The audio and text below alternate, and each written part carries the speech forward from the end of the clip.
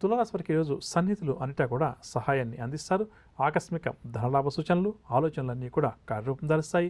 పరిచయాలు కూడా తులారాశి వారికి పెరుగుతాయి. పలుకుబడి కలిగిన వారితో ఏర్పడే పరిచయాలు చాలా వరకు కూడా ఈరోజు వారికి ధైర్యాన్ని, సంతోషాన్ని కలిగిస్తాయి. వ్యాపార వర్గాల వారికి వ్యాపారంలో అధిక లాభాలు చేతికంతాయి. ఉద్యోగ వర్గాల వారికి ఉద్యోగాల్లో హోదాలు పెరుగుతాయి. పారిశ్రామిక సాంకేతిక రంగాల వారికి విదేశీ పర్యటనలు, సినీ టీవీ కళాకారులకు అవార్డులు కూడా లభించవచ్చు. విద్యార్థులకు కొత్త అవకాశాలు కొన్ని దగ్గరకు వస్తాయి. మహిళలు కుటుంబంలో గౌరవాన్ని పొందుతారు. ఇంటా బయట కూడా ఈ రాశి మహిళలది పైచేయిగా ఉంటుంది. షేర్ల క్రయ విక్రయాలు లాభిస్తాయి. తులారాశి వారికి ఈ వాడ కలిసి వచ్చే రంగు ఆకుపచ్చ రంగు మరియు గోధుమ రంగు. పరిహారాల విషయానికి వస్తే తులారాశి ప్రతి ఒక్కరూ శివారాధన చేయడం ఈరోజు చాలా మంచిది. తదుపరి వృశ్చిక రాశి. వృశ్చిక రాశి వారికి నూతన వ్యక్తులతోటి పరిచయాలు ఏర్పడతాయి. ఆర్థిక లావాదేవీలు కూడా అనుకూలంగా మారతాయి. సంఘంలో పేరు ప్రతిష్టలు మరింతగా పెరుగుతాయి. ఆకస్మిక ధన వస్తు లాభ సూచనలు. వ్యాపార వర్గాల వారికి వ్యాపారంలో చక్కని పురోగతి సాధిస్తారు. ఉద్యోగ వర్గాల వారు ఉద్యోగాల్లో నూతన ఉత్సాహంతో ముందుకు దూసుకు వెళ్తారు. పారిశ్రామిక వర్గాల వారికి అనుకోని అవకాశాలు దగ్గరకు వస్తాయి. సినీ కళాకారులకు అవార్డులు, సన్మానాలు.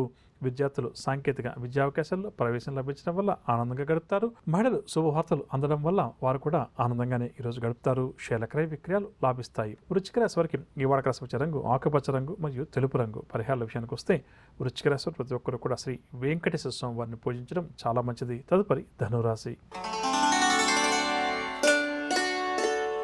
ధనురాశి వారికి కుటుంబ సభ్యులతోటి అకారణంగా విరోధాలు ఏర్పడతాయి. శ్రమాధిక్యంతో కొన్ని పనులు పూర్తి చేస్తారు. విలువైన వస్తువులు, డాక్యుమెంట్ విషయంలో ఈరోజు ఈ రాశి వారు చాలా జాగ్రత్త వహించాలి. వ్యాపార వర్గాల వారికి వ్యాపార లావాదేవీలు నిదానంగా సాగుతాయి. ఉద్యోగ వర్గాల వారికి ఉద్యోగాల్లో ఒడిదుడుకులు తప్పకపోవచ్చు. పారిశ్రామిక వైద్య రంగాల వారికి కూడా ఒత్తిళ్లు అధికమవుతాయి. సినీ కళాకారులకు కూడా కొంత అసంతృప్తికరంగానే గడుస్తుంది. విద్యార్థులు మరింత శ్రద్ధ వహిస్తే కానీ ఆశించిన ఫలితాలు అందుకోలేరు. మహిళలకు కూడా మానసిక అశాంతి అధికంగా ఉంటుంది. షేర్ల క్రయ విక్రయాల్లో చికాకులు, సమస్యలు ఎదురవుతాయి. ధనురాశి వారికి వాడ కలిసి వచ్చే రంగు లేత ఎరుపు రంగు మరియు తెలుపు రంగు. పరిహారాల విషయానికి వస్తే ధనురాశి వారి ప్రతి ఒక్కరు కూడా హనుమాన్ చాలీసా పాటించడం ఈరోజు చాలా మంచిది. తదుపరి మకర రాశి. మకర రాశి వారికి ఇంటా బయట కూడా ఒత్తిళ్లు పెరుగుతాయి. రావాల్సిన సొమ్ము సకాలంలో చేతికి అందక ఇబ్బంది పడతారు. ఆలోచనలు ఏవి కూడా ఈరోజు ఈ రాశి వారికి స్థిరంగా ఉండవు. ఆదాయం కూడా కొంత తగ్గుతుంది. దీనివల్ల నిరాశ కూడా కలుగుతుంది. వ్యాపార వర్గాల వారికి వ్యాపార లావాదేవీలు మందగిస్తాయి. ఉద్యోగ వర్గాల వారికి విధి నిర్వహణలో చిక్కులు, సమస్యలు అధికంగా ఉంటాయి. పారిశ్రామిక రాజకీయ వర్గాల వారికి విదేశీ పర్యటనలు హఠాత్తుగా వాయిదా పడతాయి. సినీ కళాకారులకు కూడా కొన్ని అవకాశాలు చేజారుతాయి. విద్యార్థుల శ్రమకు తగిన ఫలితం కనిపించదు. మహిళలు నిర్ణయాల్లో ఆచితూచి వ్యవహరించడం మంచిదని చెప్పవచ్చు. షేర్ల క్రయ విక్రయాల్లో స్వల్ప లాభాలు. మకర రాశి వారికి వాడ కలిసి వచ్చే రంగు గోధుమ రంగు మరియు కాఫీ రంగు. పరిహారాల విషయానికి వస్తే మకర రాశి ప్రతి ఒక్కరు కూడా శ్రీ నరసింహస్వామి వారి స్తోత్రాలు పఠించడం చాలా మంచిది.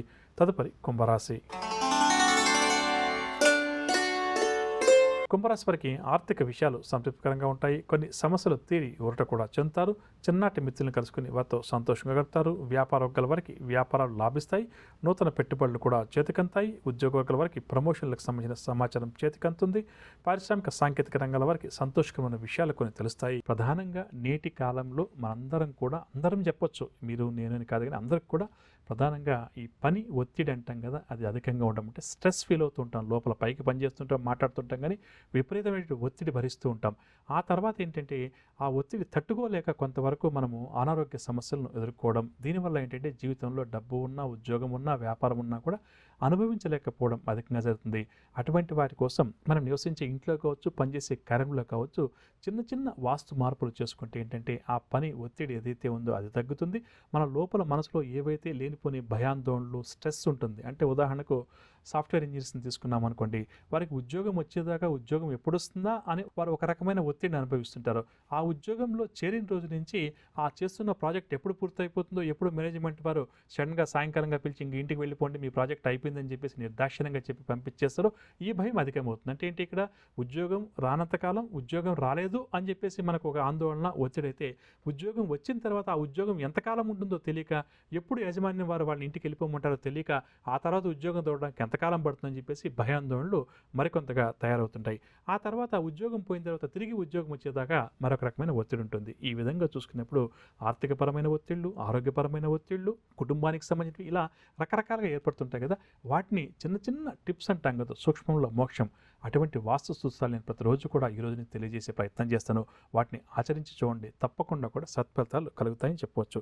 ప్రధానంగా చెప్పాలంటే ఒక రూమ్ ఏదైతే ఉందో అంటే మనం పనిచేసే క్యాబిన్ కావచ్చు, ఆఫీస్ కావచ్చు, మనం ఎక్కువసేపు గడిపేటువంటి రూమ్ ఏదైతే ఉందో అందులో ప్రధానంగా ఏంటంటే కంటిన్యూగా మనం ఈ లైట్స్ వేసి పెడుతుంటాం. అంటే ఏంటంటే ఈ మధ్యకాలంలో అందరూ కూడా ఏంటంటే మనకు న్యాచురల్ లైటింగ్ ఇంట్లోకి రావడం తక్కువగా ఉంటుంది. అపార్ట్మెంట్స్ కావచ్చు, ఆఫీసులు కావచ్చు, మనమంతా ఏంటంటే మామూలుగా ఈ ఆర్టిఫిషియల్ లైట్స్ మీద ఆధారపడుతున్నాం అని చెప్పొచ్చు.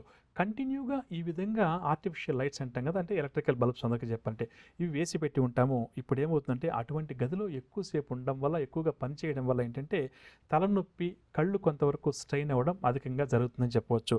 దీనివల్ల ఏంటంటే మనకున్నటువంటి ఎనర్జీ లెవెల్స్ ఏవైతే ఉన్నాయో అవి క్రమేపీ తగ్గిపోతాయని చెప్పవచ్చు. అంటే ఉదయం మనం వెళ్ళి ఆఫీస్లో కానీ ఇంట్లో కానీ కూర్చున్న తర్వాత 1 or 2 అవర్స్ బాగున్నప్పటికీ కూడా ఈ లైట్స్ నుంచి వెలువడేటువంటి ఏదైతే నెగిటివ్ ఎనర్జీస్ ఉన్నాయో, ఎందుకంటే ఇవన్నీ ఆర్టిఫిషియల్ లైట్స్ కదా, దీనివల్ల ఏమవుతుందంటే మనకు ఇటువంటి సమస్యలు ఎదురయ్యే అవకాశం ఉంది.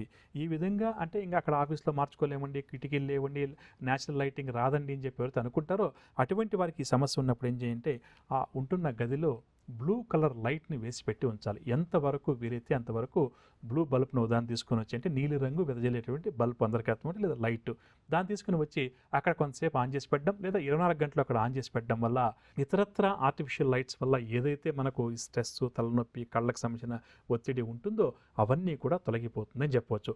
లేదు అలా వీలు కాదని చెప్పినప్పుడు 2-3 అవర్స్ పని చేసుకోవడం, కొంతసేపు ఆ బ్లూ లైట్ ఆన్ చేసి పెట్టడం, కొంత రిలాక్సేషన్ మెథడ్స్ పాటించడం, ఆ తర్వాత మళ్ళీ ఉత్తేజం వస్తుంది కాబట్టి మళ్ళీ పని చేసుకుంటాం. ఈ విధంగా ఎవరైతే ఈ చిన్న చిట్కా అంటే ₹25, ₹50 పెడితే ఒక బ్లూ కలర్ బల్బ్ దొరుకుతుంది.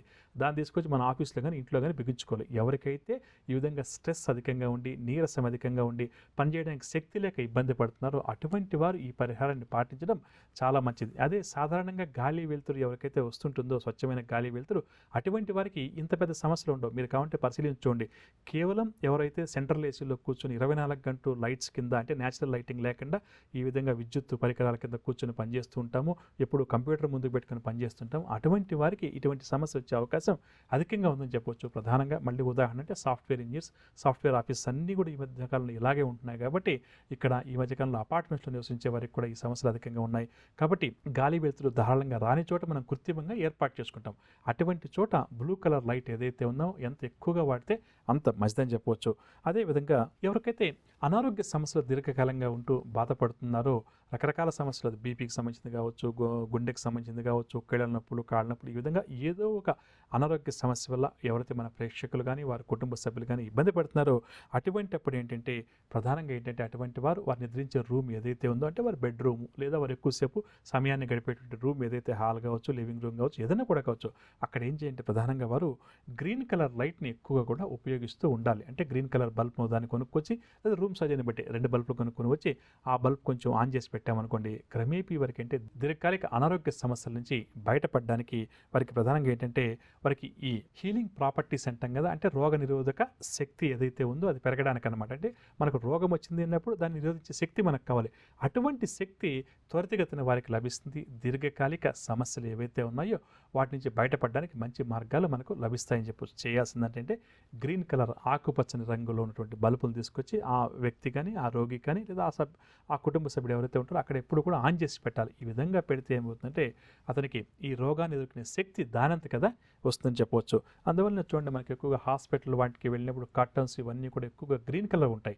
అక్కడ వారికి సైంటిఫిక్గా చెప్పే కారణాలు ఏమన్నా కూడా హాస్పిటల్ వాళ్ళు చెప్పేవాళ్ళు, డాక్టర్స్ చెప్పేదైనా కావచ్చు, కానీ శాస్త్రరీత్యా తీసుకున్నప్పుడు అంటే ఆకుపచ్చకున్నటువంటి శక్తి అది మనకు ప్రకృతిలో ఏదైతే ఆకుపచ్చగా ఉన్నటువంటి అంటే పుష్పాలు కావచ్చు, చెట్లు కావచ్చు ఉంటాయో వాటిని చూస్తూ నడవడం వల్ల కూడా మనకు తెలియకనే మనలో శక్తి వస్తుంది. ఏదైతే శక్తి నిర్వీర్యమై ఇబ్బంది పడుతున్నామో దాని నుంచి బయటపడడానికి కూడా మనకు చక్కగా ఉపయోగపడుతుంది. అందుకే చాలామంది పెద్దలు ఎప్పుడు కూడా పార్క్స్ లాంటి చోట వాకింగ్ చేస్తుంటారు. ఎందుకు చేస్తారు పార్క్లో అంటే అక్కడ చాలా రకరకాల చెట్లు ఉంటాయి కాబట్టి ఆ చెట్లను చూస్తూ నడవడం వల్ల కొంతసేపటికి ఒక అరగంట సేపు నడిచామనుకోండి, ఇట్లా నడవడం వల్ల అనారోగ్యం దూరం అవుతుంది, అంటే వాకింగ్ చేయడం వల్ల. దాంతోపాటుగా కళ్ళు ఎప్పుడు కూడా ఈ గ్రీన్ కలర్ని చూడడం వల్ల ఏమైపోతుందంటే ఆటోమేటిక్గా మనకు రోగ నిరోధక శక్తి శరీరంలో పెరుగుతుందని చెప్పవచ్చు. కాబట్టి అలా వీలు కానప్పుడు ఏంటంటే ఈ విధంగా గ్రీన్ కలర్ లైట్ని వేసుకుని ప్రయత్నం చేస్తే కూడా తప్పకుండా సత్ఫలితాలు కలుగుతాయి. ఇక రేపటి కార్యక్రమంలో ఇతరత్ర సమస్యలు, ప్రధానంగా అనారోగ్య సమస్యలు ఇవన్నీ ఉన్నవారు ఎటువంటి జాగ్రత్తలు పాటించాలి, ఎటువంటి రంగులు ఉపయోగించాలన్న అంశాలు క్లుప్తంగా తెలుసుకునే ప్రయత్నం చేద్దాం. ఇక ఇప్పుడు మనం శుభకరం అన్న అంశంలో భాగంగా జ్యేష్ఠ నక్షత్రం ఉన్నటువంటి రోజుల్లో ఏదైనా ఒక అనారోగ్య సమస్య ప్రారంభమైతే అనారోగ్య సమస్య ఎంతకాలం పాటు ఉంటుంది, ఎటువంటి జాగ్రత్తలు పాటించాలి అన్న విషయాలు పరిశీలించేద్దాం.